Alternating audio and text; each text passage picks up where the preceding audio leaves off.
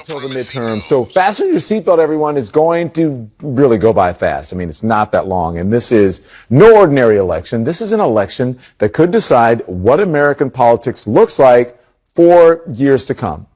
Will candidates on the right keep trying to out-MAGA each other, staging political stunts like flying 2 plane loads of migrants to Martha's Vineyard, a stunt that got Ron DeSantis a standing ovation in Kansas? Take a look.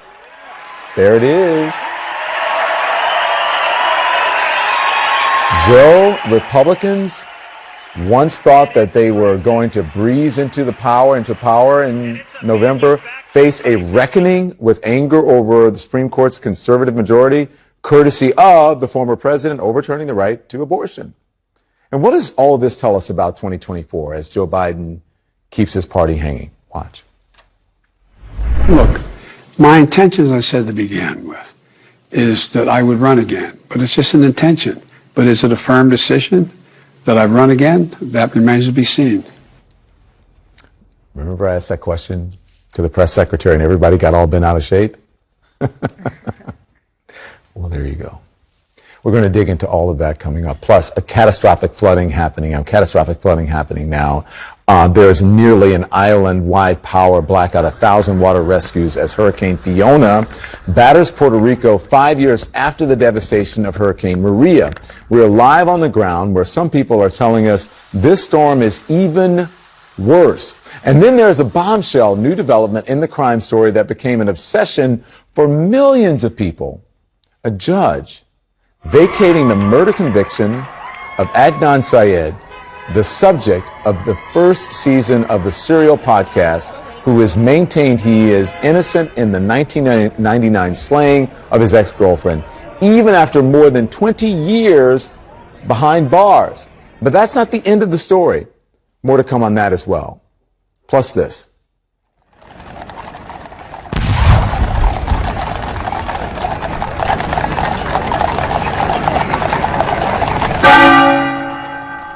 The sights and sounds of the Queen's final journey, the hearse covered with flowers tossed by her subjects.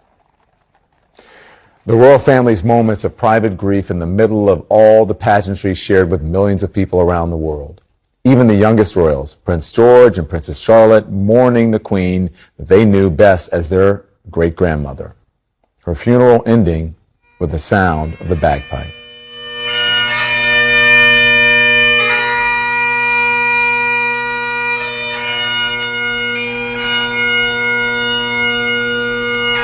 That was a sound that woke her up every morning for most of her life. We've got a lot to come on all of that tonight, so make sure you stay tuned. But first, here with me now, CNN senior political analyst John Avlon, Tara Palmieri, the senior political correspondent for Puck, Garrett Graff, the contributing editor of Wired. Good evening, everyone. Good evening. Let's see, what are we going to talk about? We have like so much news, right? It's a big news night. John, I'm going to start with you. I want to ask you about the New York Times reporting that Donald Trump was warned by his one-time White House lawyer, Eric Hirschman, late last year, that he could face legal liability if he did not return government materials that he had taken when he left office. There's still so much that we don't know about this. We keep hearing more, but it's all of a piece, right? This is Eric Hirschman, who's so unvarnished in his interviews with the January 6th committee, telling the president, according to New York Times reporting, last year, so the ex-president, to be clear, that if he didn't return these documents that he was hoarding in Mar-a-Lago, that he could face serious legal jeopardy. So what that does is it blows up the excuse that there's no way Trump knew or he was living in some delusional fantasy land, because he'd been told by one of his deputy White House counsels that there was legal jeopardy, that he had to return the documents, that it was serious, and he willfully ignored it. That's what it appears to be. But he and his folks are saying they complied with everything, that they were... That's a lie. That's a lie. Straight up, it's a lie. It's a lie, because we know from the documents from his lawyers, they said he turned over everything when they didn't. They held on to other documents. Do you agree it was a lie?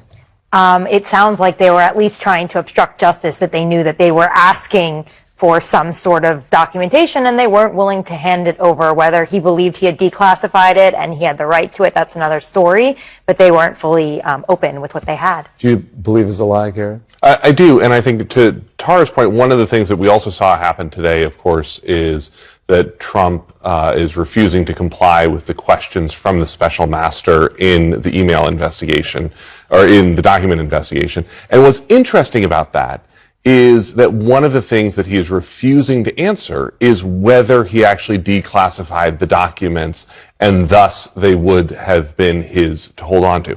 And of course, that's not actually what the DOJ subpoena called for in the first place. They called for documents with classification markings, regardless of whether they were actually classified. I declassified. That's all a distraction, right? It's all a distraction. And what's interesting is that this is sort of just Trump being Trump, which is he asked for a special master, gets the special master, then refuses to cooperate with the special master.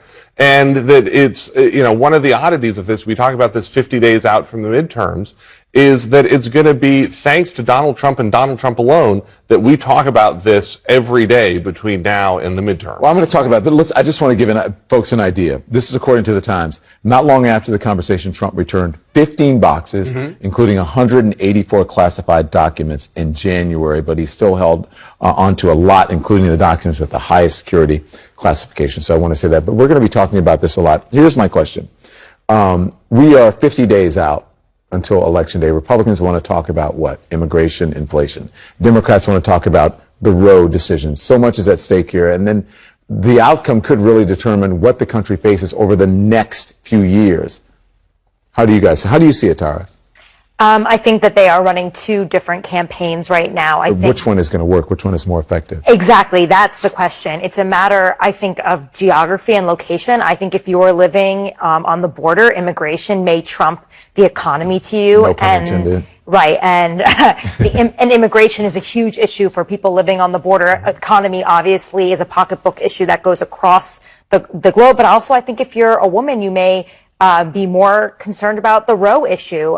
So I think it really targets voters in different places, and it may not necessarily divide along partisan lines, this election. I think it depends on what you value. If you think that Republicans are better at handling the economy, immigration, and crime, you may vote for a Republican. If you think that Democrats are better at handling, healthcare, abortion, climate, and those are priorities for you, you'll vote that way. Go ahead, John. What do you want to say? Well, I think the additional thing in that stack of priorities is democracy.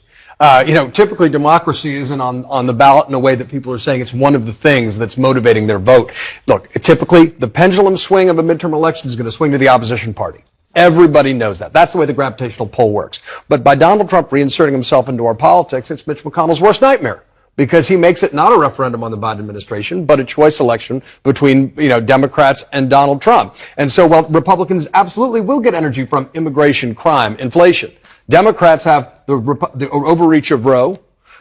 They've got democracy. They've got other issues like healthcare and the environment. So this is going to be much closer than a typical midterm election might be. But then you said not making a prediction here. Crime, inflation, right? Those things appeal to Democrats and Republicans. But then you also, too, have the issue of Roe v. Wade, which also appeals to Republicans as well, and Democrats. So these are issues that mean something to both parties. Yeah, and I think one of the challenges here, of course, is, as John's saying, there are two Republican parties fighting two very different messages this fall. That you have Kevin McCarthy and Mitch McConnell. They want to talk about inflation. They want to talk about the economy. They want to talk about gas prices. They want to talk about immigration. Donald Trump is going to be out there every day trying to pull the party more into his own view. And this is where you actually have, in some ways, Ron DeSantis and the Martha's Vineyard migration stunt, sort of these two guys out there sort of out-MAGA-ing each other in a way that actually I think is going to be one of the major narratives between now and November. But if you look at what happened with Ron DeSantis and got the standing ovation from GOP voters about the Martha's Vineyard issue, Martha's Vineyard issue, does this tell you where Republicans are right now? And, I mean, is he trying to out-MAGA Trump? I think it was certainly effective in terms of making immigration come to the forefront. I mean, now you have a story in the New York Times saying that 2 million people were apprehended at the border, like the highest number in during the Biden administration. And we're talking about immigration again, and whether we like it or not, Ron DeSantis did that. I'd push back on that. I mean, first of all, he obviously is borrowing a plan that Abbott had been doing with busing. He elevated it, trying to out-troll Trump and DeSantis in effect. But I think that, there's a danger of political backlash with Ron DeSantis. Not at a conservative conference where I had to laugh because there was a sign that got thrown up saying "Unite to Win," and that's not what we're seeing any evidence of right now. But the fact that these were, refugees from Garrett. I think all this does is make all of the voices, all of the potential 2024 rivals get even more juiced up and ready to talk to their donors and build their networks. I've known all along from White House officials this was always never a baked plan thing. This was a Jill Biden, Joe discussion. Their family has a lot at stake. You've got Hunter Biden under the microscope. You've got Ashley Biden under the microscope.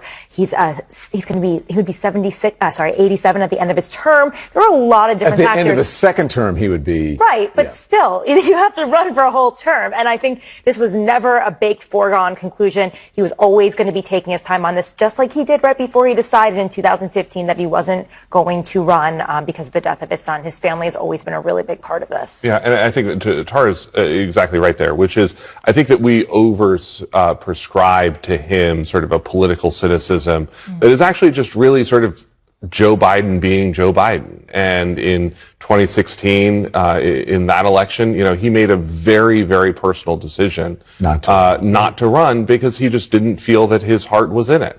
And I think we're sort of waiting to see that same moment, whether he feels like his heart is in it. And by the way, one of the things he's been very clear about is that he can beat Donald Trump. He has beaten Donald Trump. And if he feels that the Republican Party is tacking back to Donald Trump, that's going to keep him in the fight longer. Yeah, you were reading my mind because the polls show now, many of them, that he's the only person right now in the Democratic Party. There's no one else really out there. There's no one, who's declaring who can beat Donald Trump. So we're going to see. He is going to, look, he said, this is the thing. People get upset, especially Democrats, when you talk about Biden's age and the stamina and all that. He said that in 2020 himself. I know my age is a factor. And Democrats get all bent out of shape when you talk about Joe Biden's age. He used bridge. He said bridge. Yeah, to a new generation. Right. And so this is a bridging moment. Look, this age is just a fact. Right. Now, who else? Don't be ageist, though. But no, he has said it himself. He has said it himself. Now, and obviously for most presidents, the fact you run for re-election is a given. It's not for Joe Biden. That said, I don't think it's surprising he's not announcing before the midterms. I know that there are a lot of Democrats looking at their own contingency plans as a result. But, let's have the midterm elections before we dive feet first into It's politically smart 24. what he's doing. And everyone wants him to declare, they're reading into whatever his answer is. But I think it's politically smart. No? Well, I do think also the fact that they channeled that they're having the DNC run his campaign instead of form his own campaign actually suggests that they're preparing for the fact that he may not run, that this might be real more than just a political calculation, that they are preparing for a possible other candidate that can slide right into the DNC's apparatus rather than the Biden campaign. Here's one thing I know for sure. We will know whenever he decides. He'll tell us. Thank calls for a federal investigation after migrants were shipped to northern blue states by Republican governors Ron DeSantis and Greg Abbott. Democrats and activists are accusing the Republican governors of using these immigrants as pawns in a political stunt, alleging that they were lured onto buses and planes with bogus promises of aid only to leave them stranded. And tonight, a Texas sheriff is announcing an investigation into the flight that brought 48 migrants to Martha's Vineyard. Watch. I believe that they were preyed upon. Somebody came from out of state, preyed upon these people, lured them with promises of a better life, which is what they were absolutely looking for, and with the knowledge that they were going to cling to whatever hope they could be offered for a better life, to just be exploited and hoodwinked into making this trip to Florida and then onward to Martha's Vineyard for what I believe to be nothing more than political posturing to make a point. So exploited and hoodwinked, he says. Joining me now to discuss is Massachusetts State Representative Dylan Fernandez. He represents Martha's Vineyard. Thank you, Representative. Appreciate you joining. Good to be with you. Thank you. So, Representative, I want to ask you, this Texas sheriff is alleging that a migrant was paid to recruit people from this flight from a resource center in San Antonio, who were then, quote, lured to a hotel before being flown first to Florida, then to Massachusetts. What's your reaction to this news? Well, look, I stand with the sheriff. I agree with him. There needs to be an investigation into this. We've been calling on the Department of Justice to do just that. Not only is this a morally criminal thing to do, but there are clear legal implications here around human trafficking, fraud, deprivation of liberty, and this needs to be looked at. So we're calling on the U.S. Department of Justice to open an investigation. I've talked to our U.S. attorney here, and she is willing to push on this as well and call for accountability. I was at the facility today where I talked to several individuals, and they recounted their story to me. And it is true that there was a woman rounding people up under false promises, under lies, bringing them to a hotel where there was a central hotel where they were staging people and keeping them there to then go on these flights, and then lying to them about where they were going. It seems like not a single person was told that they were going to Martha's Vineyard. Yeah. Well, let's talk a little bit more about that. Lawyers for these Venezuelan families are saying that they landed in Martha's Vineyard, are looking into a brochure given to them that promised cash and housing assistance under false pretenses because the program reference does not apply to asylum seekers. What questions does that raise for you? Well, look, again, this is a criminal act in my mind, and it needs to be investigated. And these people were lied to. And think about this. I talked to an individual today who walked over 60 days just to get to the border. He was fleeing from violence, fleeing from gangs, and fleeing from a breakdown in his home country, only to be met not with compassion, but with a governor's administration that wanted to use him as a political pawn and lied to him, putting him on an airplane, and then shipped him off like cattle with 49 other people to a place where he didn't know where he was going. That is an incredibly cruel and depraved thing to do, to use these people as political pawns just so Governor DeSantis could get on Tucker Carlson and talk about being tough on immigration. At the end of the day, these are families. These are children. There's nothing tough about using children and families as political pawns. Governor DeSantis is an incredibly weak human being. What is strong is how our community rallied together to come together to support these people at a moment's notice. And I believe this community represents the best of this country. I got to say, though, Representative, these Republican governors insist that no one is being transported against their will. And that they're not making decisions based on false pretenses. Do you buy that? What do you say to that? Well, I can tell you as a fact that the migrants would call that out as complete BS. Okay. They told me that they were lied to. They told me that they were deceived. They told me today that when they got off the plane and realized they were on an island, they pulled it up on their phone and saw there was water surrounding them, that they were terrified. They had no idea where they were, and they thought they were going. They did not know. Not a single one of them knew they were going to Martha's Vineyard. So what these governors are saying is a lie, and what these migrants are saying is the truth. And we need to be respectful for them, and we need to show them the compassion and care that any human being deserves, and that's what we're doing here in Massachusetts. Well, as I understand, you're one of the voices now calling for a federal investigation into Governor DeSantis and others, what they have been doing, and I want you to keep us updated on that. Thank you so much. I appreciate it, Representative. Be well. Pleasure. Thank you, Don. Rescuers scrambling tonight. Hurricane Fiona slamming into Puerto Rico. At least 2 dead from the storm. We're live in San Juan. We're going to be there right after this. Hurricane Fiona still battering Puerto Rico with heavy rains and life-threatening flash flooding. Emergency teams are working to rescue those trapped by FEMA official. Tell CNN that the catastrophic rain is making it challenging. At this hour, at least 2 people have died and hundreds of thousands are without power. CNN's Leila Santiago has the latest from San Juan. To get back this neighborhood, get it back from Maria, that everything was destroyed. Restaurants, houses, everything was destroyed. And we just not all the way back, but we just halfway back. A lot of people more than Maria, lost their houses now, lost everything on their houses because of the floating. This is the barrio, the neighborhood where the National Guard had to come and rescue people. Still a lot of flooding. I can hear generators powering the home, and it is still pouring down with rain. Neighbors looking out, wondering exactly what will come next as Hurricane Fiona, the remnants of it, continue to demolish this area. The family rescued overnight, now safely in a shelter. Esto fue peor que María.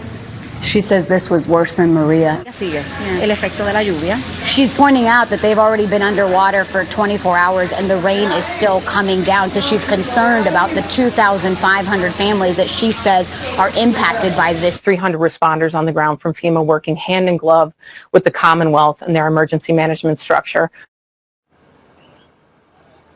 And tonight, Don, we are back in San Juan where some of the power has been restored, but I've checked in with families in the interior part of the island. That southern coast that was really impacted by Hurricane Fiona continues to be tonight. They tell me they are in the dark, and it's not just power that's the issue. 60%, more than 60% of customers without water on this island as well. And take note of the timing that really speaks to the fear as well.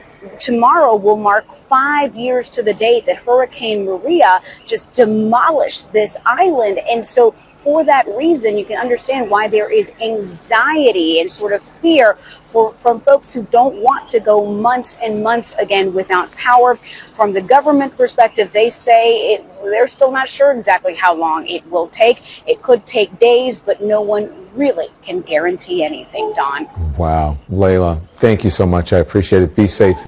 Queen Elizabeth II laid to rest in the King George VI Memorial Chapel in Windsor tonight. The Queen's state funeral took place earlier this morning in London, where her son and heir, King Charles III, was joined by the rest of the royal family and leaders from across the world. Among the many leaders in attendance at Westminster Abbey this morning, honoring the 70-year reign, President Joe Biden, the First Lady, Jill Biden, you see there on the screen. Following the state funeral service, the Queen's hearse was taken past Buckingham Palace one last time, staff there offering their goodbyes.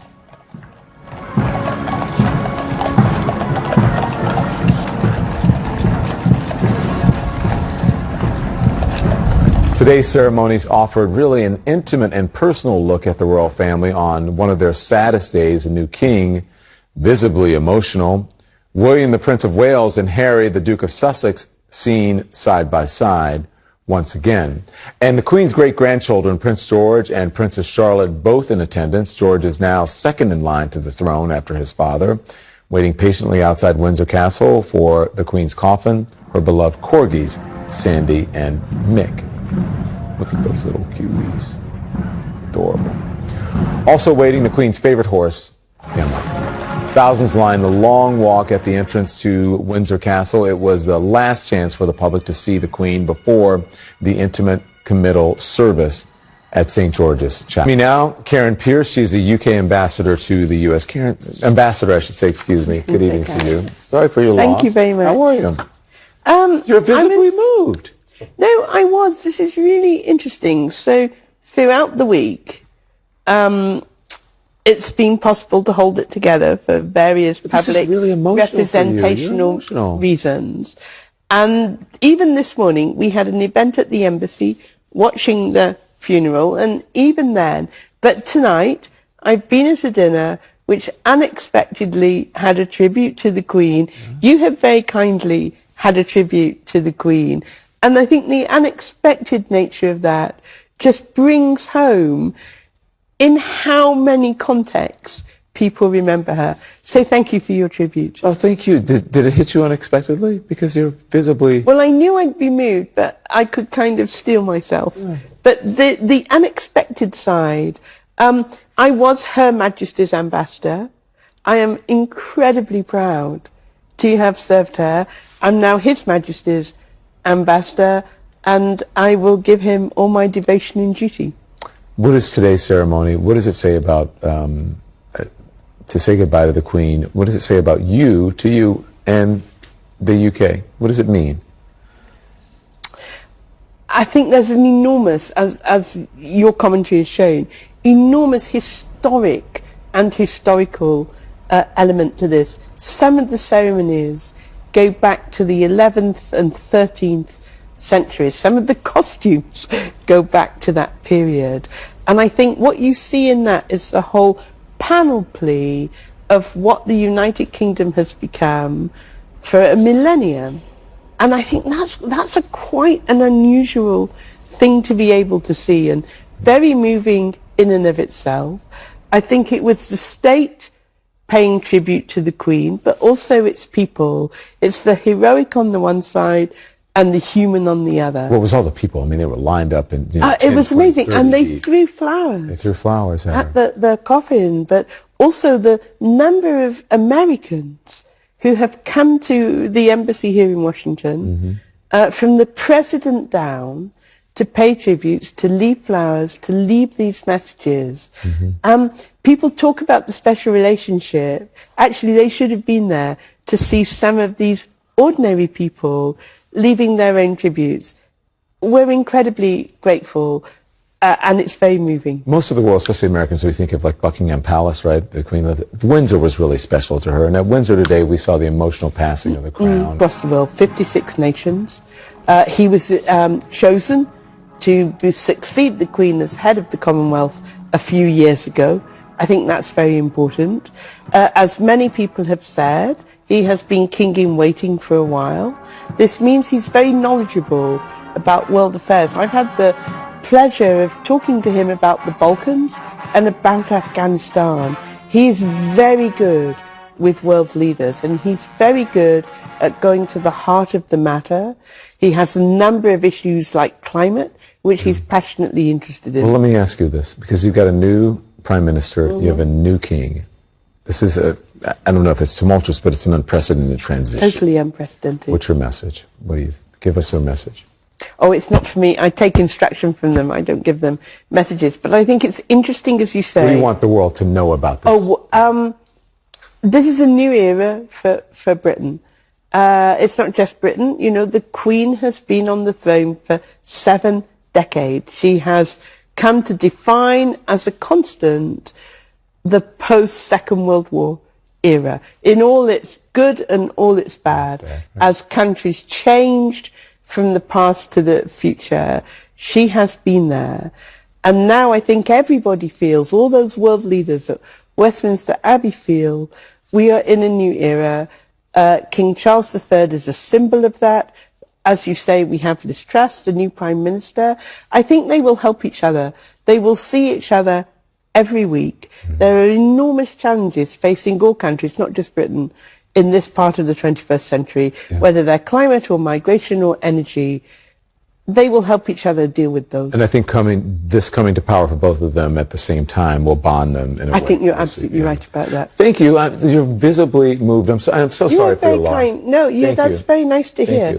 Thank you very much. Americans all over the United States have been so kind about this. Thank you, Ambassador. We appreciate it. We'll be right back, everyone.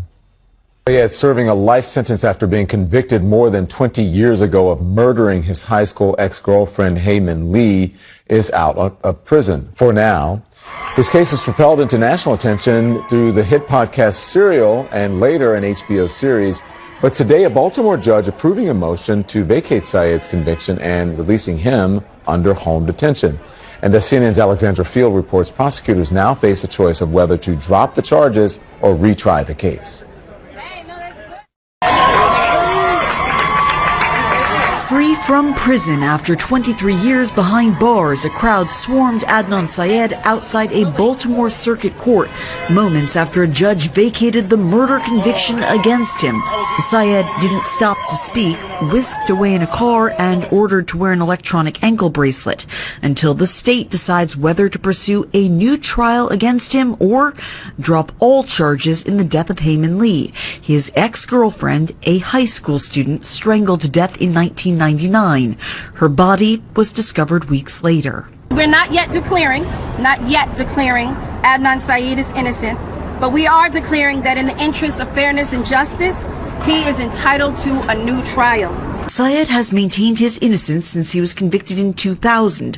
Defense attorneys have repeatedly tried to have him exonerated. It felt like they gotta have the wrong guy. A popular HBO series raised new questions about the case against Adnan Syed in 2019. Young lovers from different worlds. But it was the hit podcast Serial that brought the case and the possibility there had been a miscarriage of justice to national attention in 2014. Lee's brother, young Lee, telling the courtroom, "This isn't a podcast for me, this is real life," and tearfully adding, "Whenever I think it's over..."